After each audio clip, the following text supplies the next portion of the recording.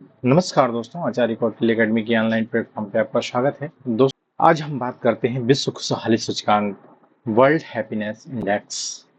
विश्व खुशहाली सूचकांक की बात करें तो यह प्रत्येक वर्ष निकाला जाता है। इसकी रिपोर्ट है जो प्रत्येक वर्ष जारी की जाती है।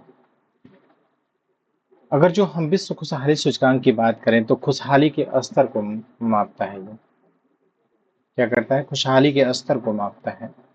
और यह रिपोर्ट जो निकलता है वो संयुक्त राष्ट्र सतत विकास समाधान नेटवर्क के द्वारा यह रिपोर्ट जारी की जाती है।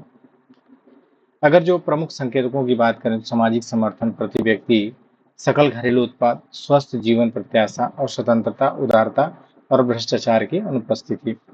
आधार की बात करें तो यह सूचकांक लोगों के अपने जीवन के मूल्यांकन और उनकी खुशहाली की धारणाओं पर आधारित होता है।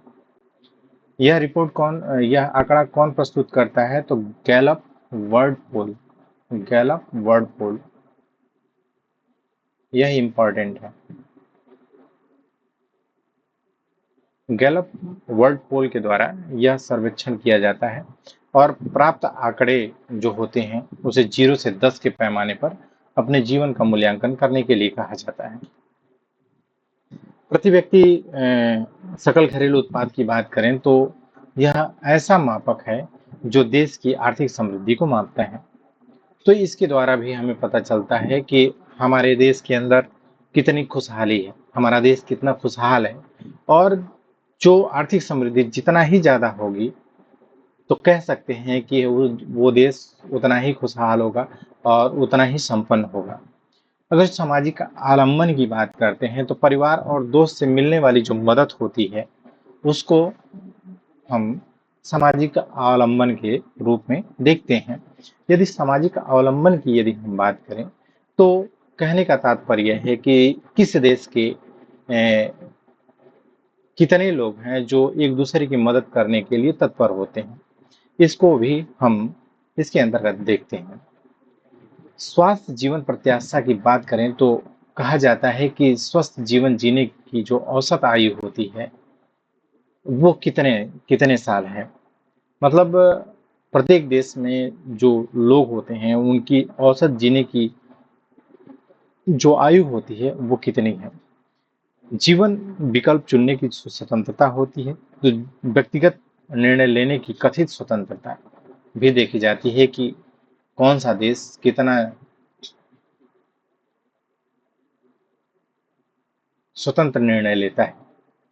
उसकी देश की सरकार जो है कि कितना स्वतंत्रता देती है, कितना बोलने का अधिकार है, कितना जीवन जीने का अधिकार है। ये सारे जो अधिकार मिलते हैं उसको भी देखा जाता है। उदारता की बात करें तो दूसरों की मदद करने की इच्छा होनी चाहिए और किसी देश में दूसरों की मदद करने की इच्छा कितनी है, लोग किस हद तक दूसरों की मदद करते हैं, ये भी देखा जाता है।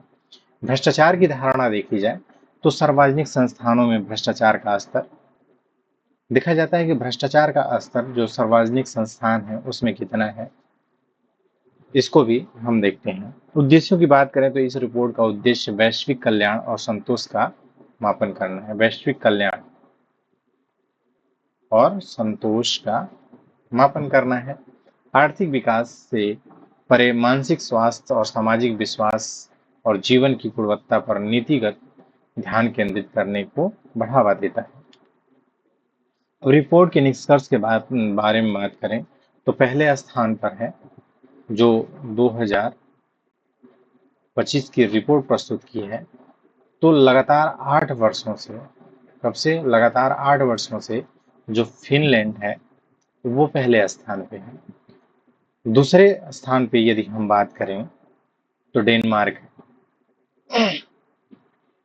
दूसरे स्थान पर डेनमार्क है। तीसरे पर आइसलैंड है। चौथे स्थान पे स्वीडन है। इस बार 147 देशों की सूची में जारी की गई थी जिसमें यूनाइटेड किंगडम 23वें स्थान पे, अमेरिका 24वें स्थान पे,